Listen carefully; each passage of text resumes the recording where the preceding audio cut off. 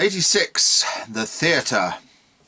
This day has given me once more strong and elevated sentiments, and if I could have music and art in the evening, I know well what music and art I should not like to have, namely none of those which would fain intoxicate its hearers and excite them to a crisis of strong and high feeling.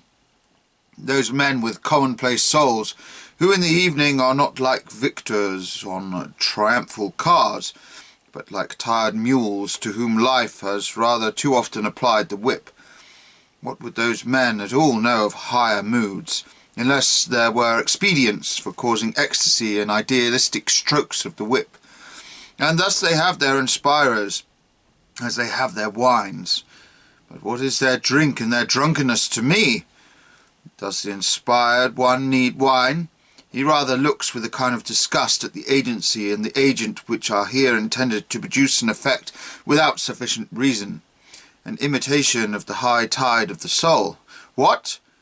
One gives the mole wings and proud fancies before going to sleep, before he creeps into his hole. One sends him into the theatre and puts great magnifying glasses to his blind and tired eyes. Men whose life is not action but business sit in front of the stage and look at strange beings to whom life is more than business. This is proper, you say. This is entertaining. This is what culture wants. Well then, culture is too often lacking in me, for this sight is too often disgusting to me.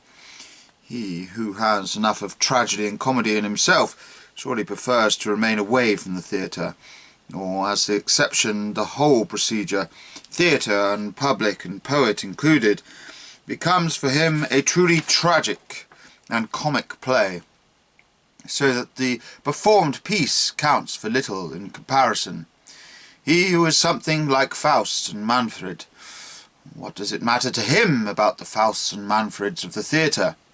Well, it certainly gives him something to think about, that such figures are brought into the theatre at all. The strongest thoughts and passions before those who are not capable of thought and passion, but of intoxication only, and those as a means to this end. And theatre and music, the hashish smoking and betel chewing of Europeans. Oh, who will narrate to us the whole history of narcotics? It is almost the history of culture, the so-called higher culture.